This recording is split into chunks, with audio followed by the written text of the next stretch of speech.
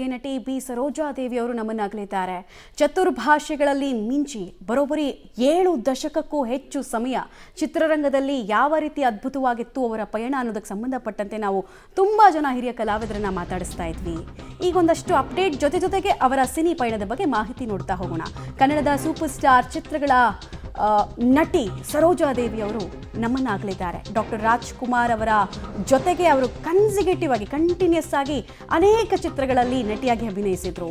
ಉದಯ್ ಕುಮಾರ್ ನಟನೆಯ ಅಮರಶಿಲ್ಪಿ ಜಕಣಾಚಾರಿ ಚಿತ್ರದಲ್ಲಿ ಅವರ ಮನೋಜ್ಞ ಅಭಿನಯ, ಕನ್ನಡದ ಮೊದಲ ಮಹಿಳಾ ಸೂಪರ್ ಸ್ಟಾರ್ ಅನ್ನೋ ಹುದ್ದೆ ತುಂಬ ಚಿಕ್ಕ ವಯಸ್ಸಿನಲ್ಲೇ ಸಿಕ್ಕಿದ್ರು ಕೂಡ ಮೇರು ಪ್ರತಿಭೆ, ಮೇರು ಸೌಂದರ್ಯ ಹಾಗೂ ಜವಾಬ್ದಾರಿ ಇಷ್ಟೆಲ್ಲವೂ ಕೂಡ ಅವರನ್ನ ಸೂಪರ್ ಸ್ಟಾರ್ ಪಟ್ಟಕ್ಕೇರಿಸ್ತು. ಉದಯ್ ಕುಮಾರ್ ನಟನೆಯ ಅಮರಶಿಲ್ಪಿ ಜಕಣಾಚಾರಿ ಚಿತ್ರದಲ್ಲೂ ಕೂಡ ಅವರ ಅಭಿನಯ ಎಷ್ಟು ಮನೋಜ್ಞವಾಗಿತ್ತು. ಆಮೇಲೆ ಐತಿಹಾಸಿಕ ಚಿತ್ರಗಳಲ್ಲಿ ಅವರು ಆ ಸಂಭಾಷಣೆಗಳಲ್ಲಿದ್ದಂತಹ ಸ್ಪಷ್ಟ ಉಚ್ಚಾರ ಎಲ್ಲದಕ್ಕೂ ಕೂಡ ನಾವು ಬಿ ಸರೋಜಾದೇವಿಯವರನ್ನ ಅತ್ಯದ್ಭುತ ಎಕ್ಸಾಂಪಲ್ ಅಂತ ಕರಿತೀವಿ. ಇದೇ ಕಾರಣಕ್ಕೆ ಅವರಿಗೆ ಇವತ್ತಿಗೂ ಕೂಡ, ಇವತ್ತು ಮಾತ್ರ ಅಲ್ಲ, ಮುಂದಿನ ಎಲ್ಲಾ ತಲೆಮಾರುಗಳಲ್ಲೂ ಅಭಿನಯ ಸರಸ್ವತಿಯ ಪಟ್ಟ ಅವರದ್ದೇ ಆಗಿರುತ್ತೆ. ದಕ್ಷಿಣ ಭಾರತದ ಕಲಶಪ್ರಾಯದಂತೆ ಇದ್ದವರು ಬಿ ಸರೋಜಾದೇವಿ.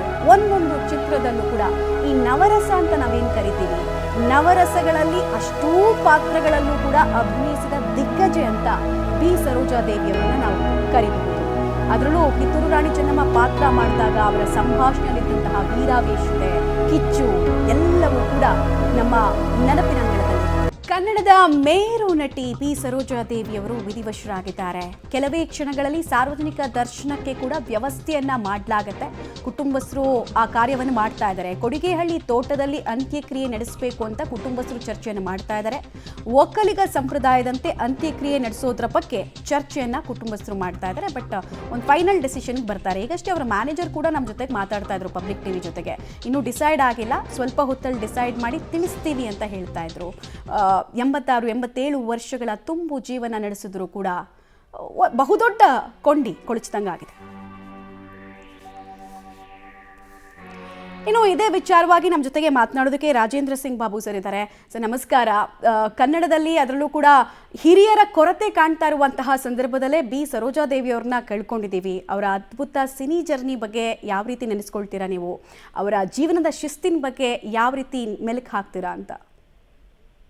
ಅವರು ನಮ್ಮ ಫ್ಯಾಮಿಲಿಗೆ ಬಹಳ ಹತ್ತಿರವಾಗಿದ್ದವರು. ಯಾಕೆಂದ್ರೆ ನಮ್ಮ ತಂದೆಯವರ ಪಿಕ್ಚರ್ನಲ್ಲಿ ಅವ್ರಿಗೆ ಅವಕಾಶ ಆಷಾಢಭೂತಿ ಅಂತ ಪಿಕ್ಚರ್ಲಿ ಮಾಡಿದ್ರು 54ನೇ ಇಸ್ವಿಲೋ ಏನೋ.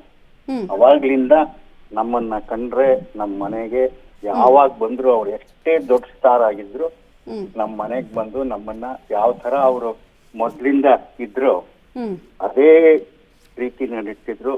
ನನಗೆ ಯಾವಾಗಲೂ ಬಹಳ ಹತ್ರ. ಯಾಕೆಂದ್ರೆ ನಾನು ಮದ್ರಾಸ್ಗೆ ಹೋದಾಗೆಲ್ಲ ಚೆನ್ನಾಗಿ ಓದ್ಬೇಕು ಅಂತ ಹೇಳಿ ನಮ್ಮ ಮನೆಗೆ ಬಂದು ನನಗೆ ಒಂದು ವಾಚ್ ಎಲ್ಲ ಕೊಟ್ಟು ಹೋಗಿದ್ರು. ನಮ್ಮ ತಾಯಿ ಅಂದ್ರೆ ಅವ್ರಿಗೆ ಬಹಳ ಪ್ರೀತಿ. ಅವರು ನನ್ನ ಸ್ನೇಹಿತನೊಬ್ಬನ ಸಂಬಂಧದಲ್ಲಿ ಅವ್ರಿಗೆ ಮದುವೆನೂ ಮಾಡಿಸಿದ್ವಿ ಅಲ್ಲಿ. ಅವರ ಮನೆ ಶಾಂತ ಅಂತಿದ್ರು. ಸೊ ಅದರಿಂದ ಬಹಳ ಒಂದು ಶಿಸ್ತಿನ ಅವ್ರ ತರ ಇವತ್ತು ಹೀರೋಯಿನ್ಗಳಿಲ್ಲ. ಸುಮ್ಮನೆ ಕೆಲ್ಸಕ್ಕೆ ಬಾರ್ದವ್ರೆಲ್ಲ ಸೋಷಿಯಲ್ ಮೀಡಿಯಾದಲ್ಲಿ ಹಾಕೊಂಡು ದೊಡ್ಡ ನಟಿ ಅಂತಾರೆ. ಅವರೆಲ್ಲ ಅದನ್ನೆಲ್ಲ ಮಾಡ್ಲೇ ಇಲ್ಲ. ಇವರು 4 ಭಾಷೆ, ಸುಮ್ಮನೆ ಅಲ್ಲ, 4 ಭಾಷೆ, ಹಿಂದಿ, ತಮಿಳು, ತೆಲುಗು ಎಲ್ಲಾನು, ಕನ್ನಡ. ಅವ್ರು ಎಷ್ಟೇ ದೊಡ್ಡವರಾಗಿದ್ರು ಕನ್ನಡದಲ್ಲಿ ಪಾತ್ರಗಳನ್ನ ಕಿತ್ತೂರು ಚೆನ್ನಮ್ಮ, ನಮ್ಮ ಭಾಗ್ಯವಂತರು ಅಂತ ಚಿತ್ರಗಳಲ್ಲೆಲ್ಲ ಪಾರ್ಟ್ ಮಾಡಿದ್ರು. ಕೆಲವರಾದ್ರೂ ಮರ್ತು ಬಿಡ್ತಾರೆ ಕನ್ನಡನ. ಅವರು ಯಾವಾಗಲೂ ಕನ್ನಡನ ಮರೀಲಿಲ್ಲ.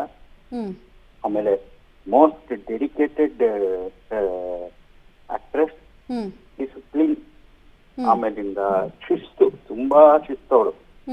ಯಾವುದೇ ಶೂಟಿಂಗ್ಗೆ ಅವ್ರು MGR ಶಿವಾಜಿ ಗಣೇಶನ್ಗೆ ರೈವಲರಿ ಇದ್ರೂ ಇವರಿಬ್ಬರ ಜೊತೆಲೂ ಪಾಸ್ ಮಾಡೋರು. ಅವಾಗ ಕ್ಯಾಂಪ್ ಅನ್ನೋರು, ಶಿವಾಜಿ ಗಣೇಶನ್ ಕ್ಯಾಂಪ್ ಅನ್ನೋರು, MGR ಕ್ಯಾಂಪ್ ಅನ್ನೋರು. ಬಟ್ ಅವ್ರು ಯಾವ್ದಕ್ಕೂ ಇದ್ ಮಾಡ್ತಿರ್ಲಿಲ್ಲ. 2 ಕ್ಯಾಂಪಲ್ಲೂ ಮಾಡ್ತಾ ಇದ್ರು. ಬಟ್ ಏನು ಅಂದ್ರೆ ನಮ್ಮ ಕನ್ನಡದಲ್ಲಿ ಇವತ್ತು ಕನ್ನಡದ ಅಚ್ಚ ಕನ್ನಡ ನಟಿ ಅಂದ್ರೆ ಅವರು ಬಹಳ ಎತ್ತರಕ್ಕೆ ಹೋದವರು. ಯಾಕಂದ್ರೆ ಅವ್ರಿಗೆ ಸರಿಸಮಾನವಾದ ಯಾರುವೆ ಇರಲೇ ಇಲ್ಲ. ಈವನ್ ಜಯಲಲಿತಾ ಕೂಡ ಅವ್ರಿಗೆ ಬಹಳನೇ ಒಂದು ಹ್ಮ್ ಹ್ಮ್ ಹ್ಮ್ ಹ್ಮ್ ಹ್ಮ್ ಹ್ಮ್ ಯಾವಾಗ್ಲೂ ಜಯಲಲಿತಾ ಅವ್ರು ಚೀಫ್ ಮಿನಿಸ್ಟರ್ ಆದಾಗ ಹಾ ಹಾ ಅವ್ರು ಅಷ್ಟು ರೆಸ್ಪೆಕ್ಟ್ ಕೊಡ್ತಿದ್ರು. ಆದ್ರೆ ನಿಜವಾಗ್ಲೂ ಕನ್ನಡಕ್ಕೆ ಒಂದು ಆ ಥರ ತಾರೆ ಮತ್ತೆ ಇವತ್ತುವೆ ಒಂದ್ ಡೈಲಾಗ್ ಇದೆ ನೋಡಿ, ಕಪ್ಪ ಯಾರಿಗ್ ಕೊಡ್ಬೇಕು ಹೌದು ಅನ್ನೋದು. ಹೌದು ಹೌದು ಕಿತ್ತೂರು ರಾಣಿ ಯಾರಿಗಾದ್ರೂ ಚೆನ್ನಮ್ಮ ಹೇಳಕ್ಕೆ ಆಗಲ್ಲ ಕನ್ನಡನ, ನಿಜ. ಸುಮ್ನೆ ಕನ್ನಡ ಗೊತ್ತಿಲ್ಲದೆ ಇರೋರೆಲ್ಲ ಮಾತಾಡ್ತಾರೆ. ಬಟ್ ಆದ್ರೆ ಅವ್ರು ಅಚ್ಚ ಕನ್ನಡತಿ. ಆಮೇಲೆ ಒಂದು ಚಿತ್ರರಂಗದ ಯಾವುದೇ ಆಗು ಹೋಗುಗಳಲ್ಲಿ ಅವ್ರ ಜೊತೆಲಿ ಇರ್ತಿದ್ರು. ಹ್ಮ್ ನಿಜವಾಗ್ಲೂ ಕನ್ನಡಕ್ಕೆ ಒಂದು ತುಂಬಾ ದೊಡ್ಡ ಲಾಸು. ಒಂದೇ ಒಂದು ಏನು ಅಂದ್ರೆ, ನಾನು 4 ಸರಿಯಿಂದ ಈ ದಾದಾ ಸಾಹೇಬ್ ಫಾಲ್ಕೆ ಪ್ರಶಸ್ತಿ ಕೊಡುವಾಗ ಹಾ ಯಾತಕ್ ಮರೀತಾ ಇದ್ದಾರೆ, ಈ ತರ ಒಂದು ಅಚೀವ್ ಮಾಡಿರೋರಿಗೆ ಪದ್ಮಭೂಷಣ ಕೊಟ್ಟಿದ್ದಾರೆ, ಪದ್ಮಶ್ರೀ ಕೊಟ್ಟಿದ್ದಾರೆ. ದಾದಾ ಸಾಹೇಬ್ ಫಾಲ್ಕೆ ಕನ್ನಡ ರಾಜ್ಕುಮಾರ್ ಆದ್ಮೇಲೆ ಏನು ಯಾರು ಇಲ್ವೇ ಇಲ್ವಾ ಕನ್ನಡದಲ್ಲಿ? ಬೇರೆ ಕಡೆಗೆಲ್ಲ 4 ಜನಕ್ಕೆ 5 ಜನಕ್ಕೆ ಕೊಟ್ಟಿದ್ದಾರೆ, ಕೇರಳ, ತಮಿಳುನಾಡು ಅಲ್ಲೆಲ್ಲ. ಹ್ಮ್ ಕನ್ನಡಕ್ಕೆ ಒಂದಕ್ಕೆ ನಿಲ್ಲಿಸ್ಬಿಟ್ರು. ಯಾಕೆ ಸರೋಜಾದೇವಿ ಕಾಣ್ಲಿಲ್ವ ಅಂತ ನಾನು ಆರ್ಟಿಕಲ್ ಬರೆದಿದ್ದೆ. ಹ್ಮ್ ಹ್ಮ್ ಹ್ಮ್ ನಿಜವಾಗ್ಲೂ ಅದು ದಾದಾ ಸಾಹೇಬ್ ಫಾಲ್ಕೆ ಅವಾರ್ಡ್ ಅವ್ರು ಕೊಡ್ಬೇಕಾಗಿತ್ತು. ನಿಜ ನಿಜ ಸರ್, ನಿಜ ನಿಜ. ಥ್ಯಾಂಕ್ ಯು ಪಬ್ಲಿಕ್ ಟಿವಿ ಜೊತೆಗೆ ಮಾತನಾಡಿದ್ದಕ್ಕೆ. ಇದು ರಾಜೇಂದ್ರ ಸಿಂಗ್ ಬಾಬು ಅವರು ಬಿ ಸರೋಜಾದೇವಿ ಅವ್ರನ್ನ ಯಾವ ರೀತಿ ನೆನಪಿಸ್ಕೊಳ್ತಾ ಇದ್ರು ಅಂದರೆ, ಆ ಪ್ರತಿ ಮಾತಿನಲ್ಲೂ ಕೂಡ ರೆಸ್ಪೆಕ್ಟ್ ಇತ್ತು. ಯಾಕಂದರೆ ಅದನ್ನು ಅವರು ಸಂಪಾದಿಸಿದ್ರು. ರೆಸ್ಪೆಕ್ಟ್ ಯಾವಾಗಲೂ ಅಷ್ಟೇ ಸಂಪಾದನೆಗೆ ಒಳಪಡುವಂತಹ ವಿಚಾರ.